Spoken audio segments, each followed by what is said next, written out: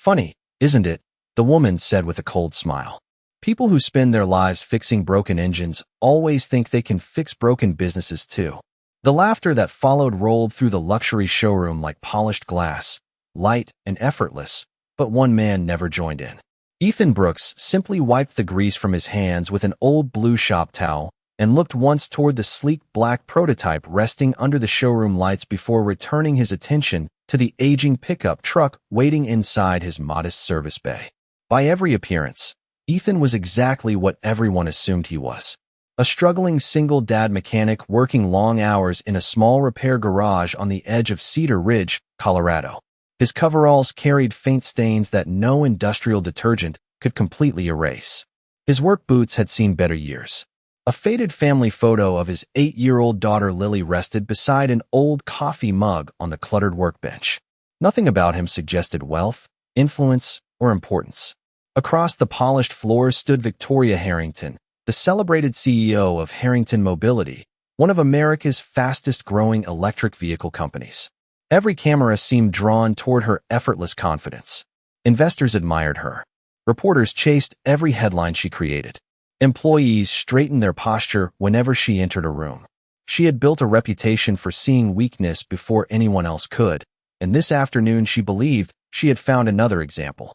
Her vintage Shelby Mustang had stalled only a few miles outside town, forcing her security team to locate the nearest repair shop. Fate had delivered her to Ethan's garage, though neither of them realized how much that small detour would soon matter.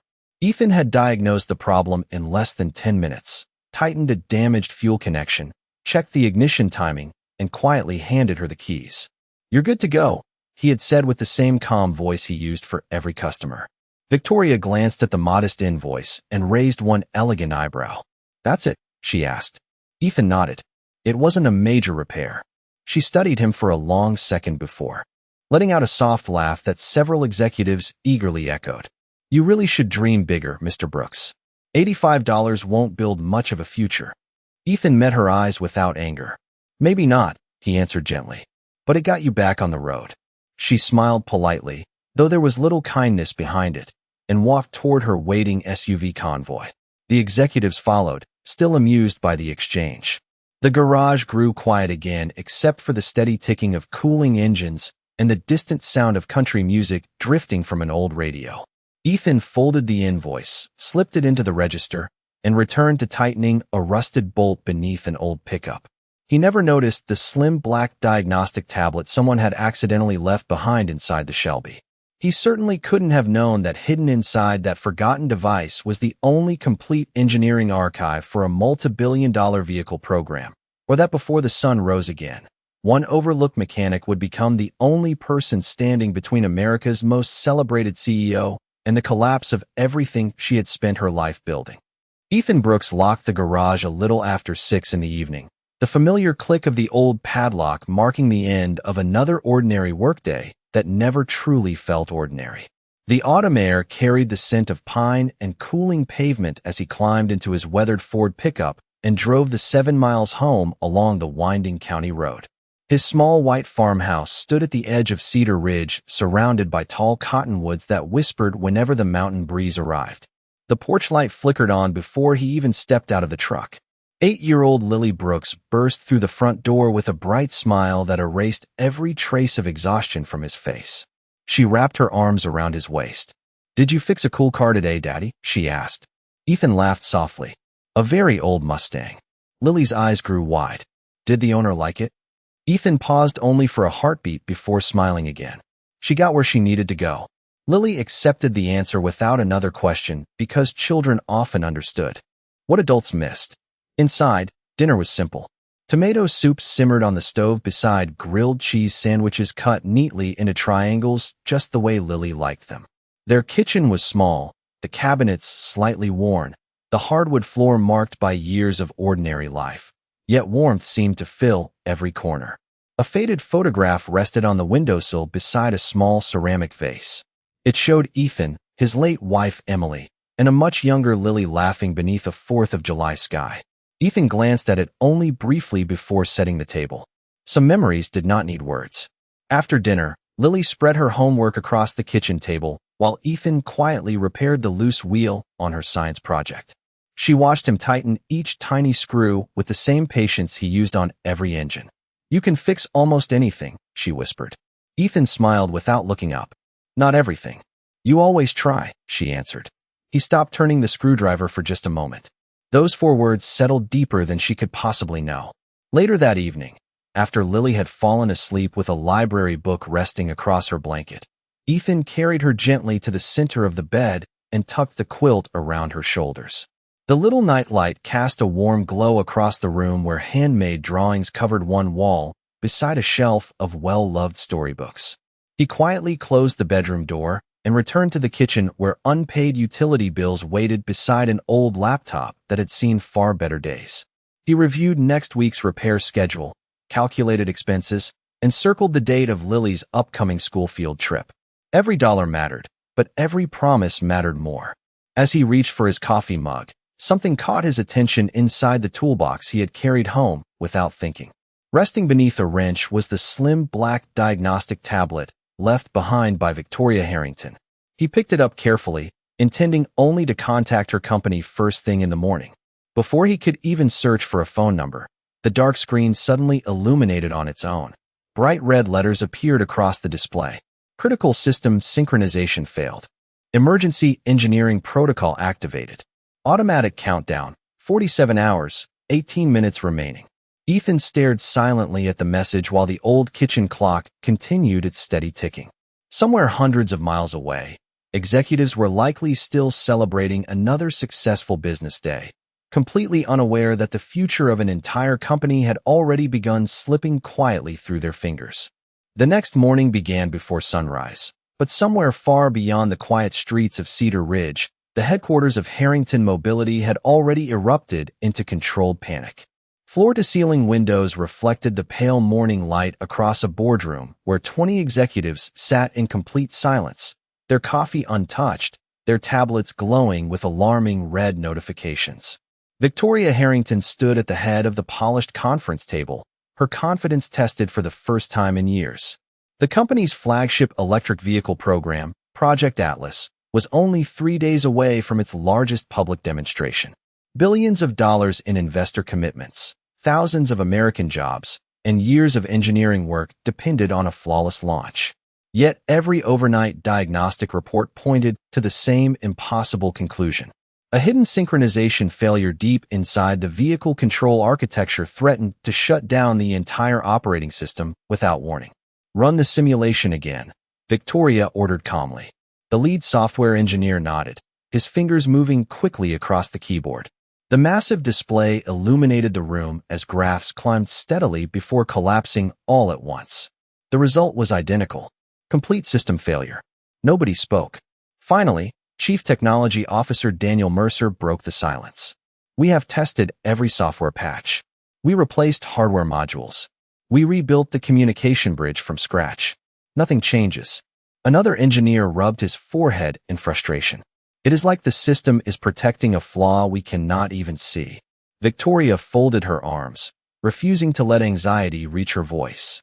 "How much time?" Daniel looked at the countdown displayed on the screen. 46 hours before final certification. If we miss that deadline, federal approval is delayed.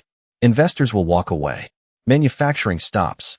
A quiet wave of uneasiness settled across the room. Outside the glass walls, hundreds of employees continued their normal routines without realizing how close the company stood to financial disaster. Meanwhile, nearly 100 miles away, Ethan Brooks unlocked his garage exactly at 7 o'clock. He swept the concrete floor, rolled open the service doors, and greeted his first customer with the same gentle smile he offered every morning. Nothing about his routine suggested that he was connected to the crisis unfolding inside one of the nation's largest automotive companies. Yet the diagnostic tablet resting on his workbench refused to let him ignore what he had seen the night before. During a brief lull between repairs, Ethan picked it up once more. The warning message remained, but this time another file had automatically opened beneath it. His eyes narrowed. The architecture diagram spread across the screen looked strangely familiar. He studied it for several quiet moments before reaching for a yellow legal pad. Without hesitation, he sketched 3 intersecting control pathways, circled a single synchronization loop, and slowly underlined one tiny section of code identified only by a simple engineering label. "There you are," he whispered almost to himself. The flaw was elegant because it was almost invisible. It was not a software bug at all. It was a timing conflict created months earlier during a hardware redesign. Most engineers would spend weeks searching the wrong place. Ethan recognized it in less than 5 minutes. He leaned back, closed his eyes briefly, and exhaled. Returning the tablet suddenly felt far more important than simply handing back lost property.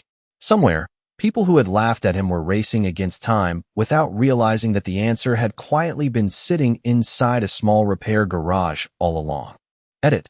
The afternoon sun settled gently over Cedar Ridge as another line of customers came and went from Ethan Brooks's garage, each one leaving with a repaired vehicle and a quiet word of gratitude.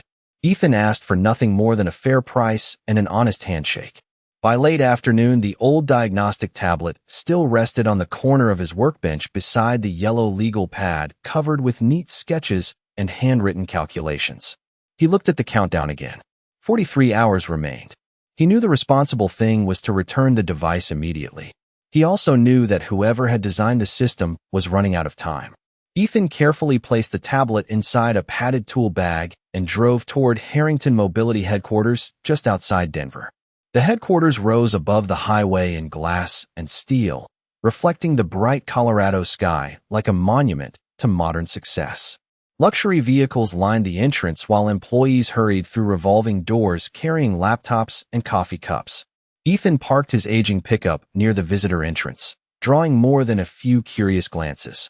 His faded work shirt, worn boots, and grease-stained hands looked completely out of place against polished marble and tailored business suits. At the reception desk, a young assistant offered a polite smile that quickly became hesitant. "May I help you, sir?" Ethan placed the diagnostic tablet gently on the counter. "Miss Harrington left this at my garage yesterday. I wanted to return it personally." The assistant's eyes widened when she recognized the company asset tag. She immediately picked up the phone. Less than 5 minutes later, Daniel Mercer hurried across the lobby with 2 security managers following behind him. Relief flashed across his face the moment he saw the tablet. "We have been searching everywhere for this," he said. Ethan nodded. "I figured it was important." Daniel thanked him and reached for the device, but Ethan hesitated for only a second. "There is something else you should probably know." Daniel paused. "What do you mean?" Ethan opened his folded legal pad and calmly pointed toward the hand-drawn diagram. "The synchronization failure is not inside the software update. It is here." He tapped one small section of the drawing. "The hardware timing loop creates a delayed response that multiplies every time the control modules communicate. You are correcting the symptom instead of the source." Daniel frowned politely. One of the engineers standing nearby exchanged an amused look with another colleague. "Sir," the engineer replied with restrained courtesy, "this system represents years of work by hundreds of specialists." Ethan simply nodded. "I believe you. Then you understand why it cannot be diagnosed from a repair garage." Ethan folded the paper without the slightest sign of offense. "Perhaps."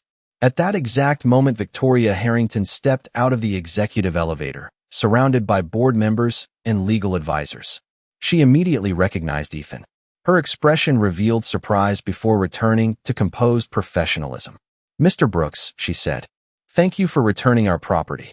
Ethan handed the tablet to Daniel. "It belonged with you." Victoria noticed the folded sketch in his hand. "What is that?" Before Ethan could answer, one of the senior engineers gave a light chuckle. "Just a few theories about Project Atlas." A few quiet smiles appeared around the group. Victoria looked at Ethan for a long moment before speaking. "I appreciate your concern, but I think we will trust our engineering department." Ethan met her eyes with the same calm dignity she had seen in the garage. "I hope they solve it," he said sincerely. "A lot of families are depending on them." Without another word, he turned and walked back toward the parking lot. Behind him, the executives dismissed the conversation and continued toward the boardroom. None of them noticed that Daniel Mercer had quietly unfolded Ethan's sketch one more time, his confident expression slowly giving way to something far more unsettling. : Writing. Daniel Mercer remained alone in the boardroom long after everyone else had returned to arguing over reports and financial projections. Ethan Brooks's yellow legal pad lay unfolded beside the engineering blueprints, its simple pencil marks standing in quiet contrast to the sophisticated digital models displayed across 3 enormous monitors. At first glance, the sketch looked almost too ordinary to deserve another look. Then Daniel noticed something he had completely overlooked. Ethan had not drawn the software architecture. He had drawn the communication timing between the hardware modules. Daniel slowly straightened in his chair. "Run the synchronization sequence again," he said to the lead systems engineer. "This time isolate the hardware response intervals." The engineer sighed politely. "We already tested every interval." Daniel did not raise his voice. "Humor me." Minutes passed as new simulations appeared across the screens. Engineers watched rows of numbers stream downward while processors mapped every electronic response. Then one graph suddenly paused before climbing sharply into the red. The room fell silent. "That cannot be right," one engineer whispered. Another immediately repeated the test. The same result appeared again. Daniel leaned closer to the display, comparing the data with Ethan's handwritten diagram. Every measurement aligned perfectly. A timing delay of less than 2 milliseconds multiplied itself across the network until the entire operating system collapsed under its own communication cycle. The flaw had never been software at all. It had been hidden inside a hardware redesign approved months earlier. One senior engineer slowly removed his glasses. "Who exactly is Ethan Brooks?" Nobody answered. At the opposite end of the executive floor, Victoria Harrington was meeting with investors when Daniel quietly entered and placed the yellow legal pad beside her tablet. She glanced down only briefly before looking back at him. "What is this?" Daniel spoke carefully. "The mechanic was right." Victoria frowned. "About what?" Daniel inhaled slowly. "About everything." The conversation around the conference table stopped immediately. Investors exchanged uncertain glances while Victoria excused herself and followed Daniel into the engineering center. There, dozens of specialists stood facing a wall-sized display showing Ethan's simple pencil drawing beside the company's highly detailed technical schematics.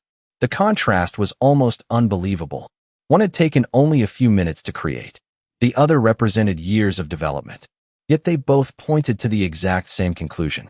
Victoria folded her arms, refusing to believe coincidence alone could explain it. "How could he know this?" she asked quietly. Nobody answered until an older consultant named Professor Richard Ellison stepped forward from the back of the room. He had spent more than 30 years advising automotive manufacturers across America and had remained silent throughout the crisis. He adjusted his glasses and looked closely at the name written in the corner of the legal pad. "Ethan Brooks." His expression changed instantly. "That is impossible," he murmured. Victoria turned toward him. "You know him?" The professor nodded almost absent-mindedly. "Many years ago, I taught advanced propulsion systems at the Massachusetts Institute of Technology. There was one graduate student whose designs were years ahead of everyone else. Brilliant. Humble. He could solve problems that entire research teams could not explain." He looked back at the sketch with unmistakable recognition. "I would recognize this style of engineering anywhere. Every unnecessary line removed. Every solution built on simplicity instead of complexity." The room grew perfectly still as he finished the sentence that changed everything. "If this Ethan Brooks is the same man I once knew, then the greatest engineer in this building never walked through the front door. He quietly drove away in an old pickup truck because none of us bothered to listen." Victoria Harrington did not wait for another meeting or another report. She walked straight to the executive parking garage, climbed behind the wheel of her sedan, and drove towards Cedar Ridge with only one thought repeating in her mind. What if the quiet mechanic had been trying to help from the very beginning? The evening sky glowed with deep shades of orange as she pulled into Ethan Brooks's small garage. The service bay was nearly empty except for one aging pickup truck resting on a lift. Ethan was tightening the final bolt beneath the engine while an elderly customer watched with grateful eyes. "There you go, Mr. Jensen," Ethan said with an easy smile. "She should run smoothly now." The older man reached for his wallet. Ethan shook his head gently. "You already paid me enough last winter. Just drive safely." Victoria stood silently near the entrance, watching the exchange. There was no audience to impress, no cameras recording, no investors waiting for a speech. Kindness seemed to be the most natural thing Ethan knew how to give. When the customer finally drove away, Ethan noticed her standing there. He wiped his hands on the same blue shop towel and offered the same calm expression she remembered from the day before. "Miss Harrington." She hesitated before speaking. I owe you an apology." Ethan simply waited. "My engineers tested your drawing," she continued. "You found the problem." He nodded slightly. "I thought you might." Victoria looked around the modest garage. Worn toolboxes lined one wall. Family photographs covered another. A child's bicycle leaned beside a stack of tires. Nothing about the place reflected extraordinary success, yet everything reflected quiet care. "Our company has less than 40 hours before everything begins to fall apart," she admitted. "Thousands of employees are counting on us. Their families are counting on us." Ethan lowered his eyes for a brief moment before asking only one question. "How many people work for Harrington Mobility?" "Just over 11,000. He slowly placed his wrench on the workbench. "Then this stopped being about your company a long time ago." Victoria looked at him with genuine surprise. "You would still help after the way I treated you?" Ethan smiled gently, though there was sadness behind it. "People make mistakes. Pride is one of them. But 11,000 families should not have to pay for one person's pride." For the first time in many years, Victoria found herself without an answer. Ethan walked over to a clean section of the workbench and spread out several large sheets of paper. With steady hands, he began drawing hardware layouts, communication pathways, and timing sequences. Every line appeared with remarkable confidence. He explained each adjustment in plain language, never trying to impress anyone, only trying to solve the problem. Victoria listened carefully while recording every page on her tablet. The more he explained, the more impossible it became to believe that this man spent his days changing brake pads and replacing water pumps. His understanding reached far beyond engines. It reflected years of discipline, experience, and quiet brilliance. After nearly 2 hours, Ethan placed the pencil down. "That should stabilize the system," he said. "But the installation has to be completed before tomorrow night." Victoria looked at the drawings, then back at the man standing across from her. She realized something far greater than her company had been placed in her hands. She had been given a second chance to recognize the value of someone she had almost dismissed forever. The lights inside Harrington Mobility burned long after midnight, as engineering teams worked with a new sense of purpose. The revised hardware sequence Ethan Brooks had drawn by hand was carefully integrated into the testing platform one step at a time. Nobody celebrated too early. Every engineer understood that one mistake could still erase years of work. Victoria Harrington remained in the control room, refusing to leave while hundreds of monitors displayed live performance data. She watched each percentage climb with cautious hope instead of confidence. Across the room, Daniel Mercer initiated the final synchronization test. The processors activated. The communication network stabilized. One subsystem after another came online exactly as Ethan had predicted. 10 seconds passed, then 30, then a full minute. For the first time in nearly 2 days, no warning lights appeared. No alarms sounded. No systems failed. The silence inside the engineering center felt almost sacred before it was broken by quiet applause that gradually filled the room. Some engineers smiled in disbelief. Others simply leaned back in their chairs with tears gathering in tired eyes. Victoria closed her own eyes for just a moment, breathing more deeply than she had in days. The company had been saved, yet she knew the greatest story had nothing to do with technology. Early the next morning, while investors celebrated the successful recovery, Victoria sat alone in her office reviewing a personnel investigation she had personally requested only hours before. The report on Ethan Brooks arrived in a simple digital folder. She expected to find an ordinary employment history. Instead, she uncovered a life she never could have imagined. Years earlier, Ethan had earned advanced engineering degrees with extraordinary distinction. His research had produced several patented innovations that quietly transformed modern electric powertrain systems. Former colleagues described him with remarkable consistency. Brilliant, humble, relentlessly kind. Several multinational companies had competed to hire him before he accepted a prestigious leadership position designing next-generation vehicle platforms. Victoria continued reading. Then the tone of the report changed. 8 years earlier, Ethan's wife, Emily, had been diagnosed with a sudden illness that required long months of treatment. Rather than continue pursuing promotions and executive opportunities, he resigned from his position to care for her and to raise their young daughter. After Emily passed away, Ethan quietly sold nearly everything he owned, moved to Cedar Ridge, and opened a small repair garage where he could choose his own hours and never miss picking Lily up after school. The final page contained a handwritten note from one of his former supervisors. It read, "We offered him every title and every salary imaginable. He thanked us with genuine gratitude, then said his daughter only gets one childhood. He refused to miss it." Victoria lowered the tablet slowly. The memory of her own words echoed painfully inside her mind. She had mocked a man whose future she believed was worth only $85. In truth, he had willingly walked away from a fortune because he valued something money could never replace. She looked through the office window as employees crossed the campus below, laughing with coworkers and calling their families to share the good news.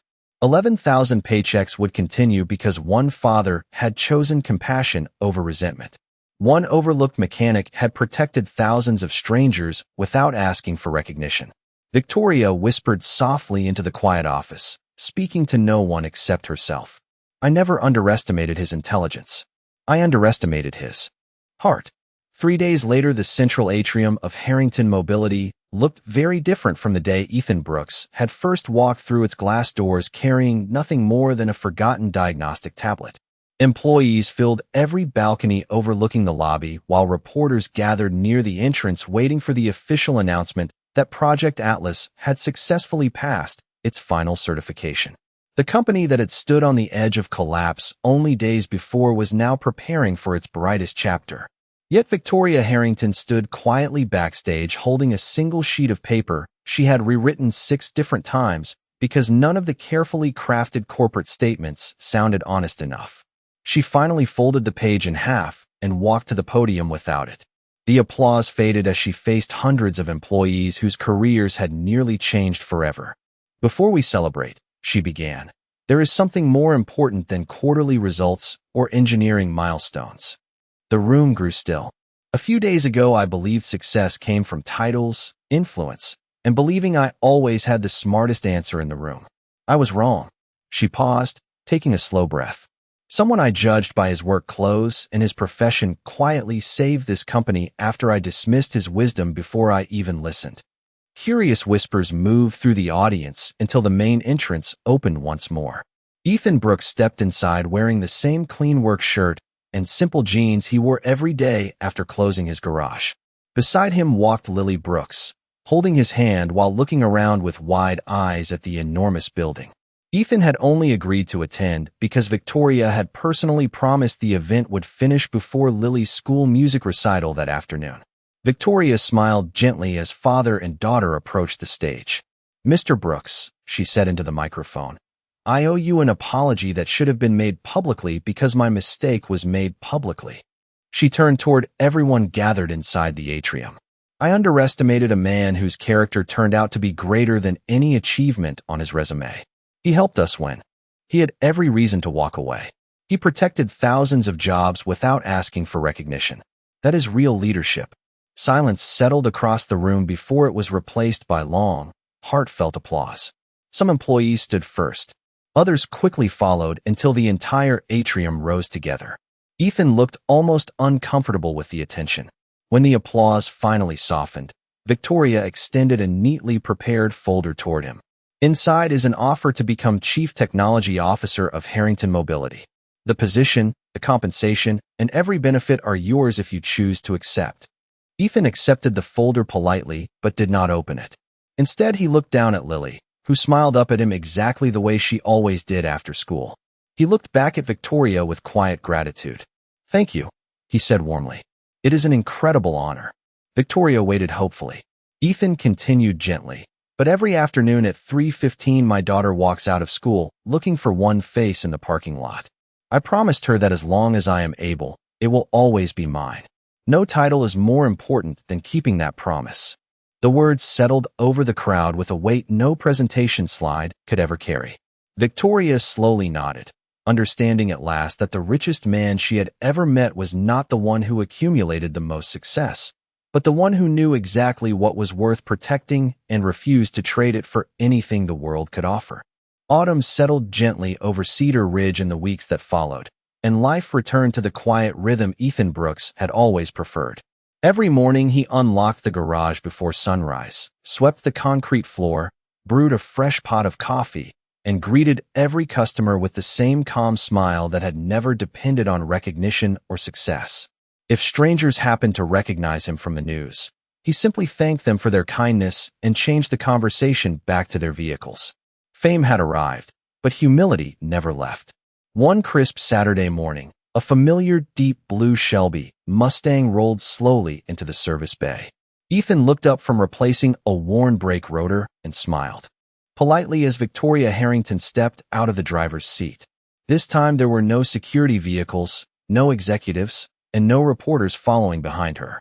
She wore simple jeans, a light sweater, and carried nothing except a small paper bag from a neighborhood bakery. Lily looked up from the small wooden bench where she was finishing a coloring book and immediately smiled. "Hi, Miss Harrington." Victoria smiled back with genuine warmth. "Hello, Lily. I brought cinnamon rolls. I remember your dad saying they are your favorite." Lily looked at Ethan for permission before happily accepting the bag. Ethan wiped his hands with his old blue shop towel and walked over. "You did not have to do that." Victoria shook her head. "I wanted to." She looked around the garage for a long moment before her eyes settled on the weathered wooden sign hanging above the entrance. Brooks Family Auto Repair. The paint had faded after years of Colorado winters, yet it still stood proudly in place. "I have something for you," she said quietly. Ethan smiled. "If it is another executive position, my answer has not changed." Victoria laughed softly. "It is not." She handed him a simple folder containing legal documents. Ethan read the first page carefully, then looked up with surprise. Harrington Mobility had established a community innovation fund that would provide free technical training scholarships for local high school students interested in automotive engineering. The first workshop would be held inside Ethan's garage if he agreed. His business would remain entirely his own. The sign would never be replaced. The building would never become a corporate showroom. The only new addition would be a small bronze plaque near the entrance. Ethan stepped outside and read the inscription after it was carefully uncovered.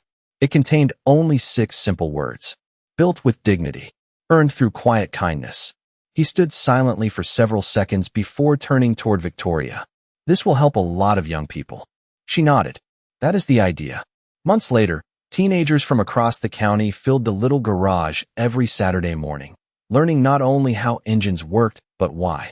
Integrity mattered more than talent alone.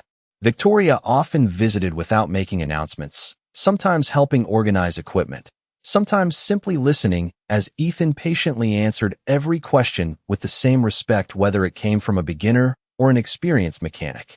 One evening, after the last student had gone home, Lily ran across the parking lot and threw her arms around her father just as the setting sun painted the mountains gold. Victoria watched quietly from beside the old Mustang, understanding at last that real wealth could not be measured by company valuations, stock prices, or corner offices. It lived inside promises kept, kindness freely given, and the quiet courage to choose character when no one was watching. Some people repair engines. Some rebuild companies. But the rarest people quietly restore faith in others, and that is the kind of legacy that never grows old.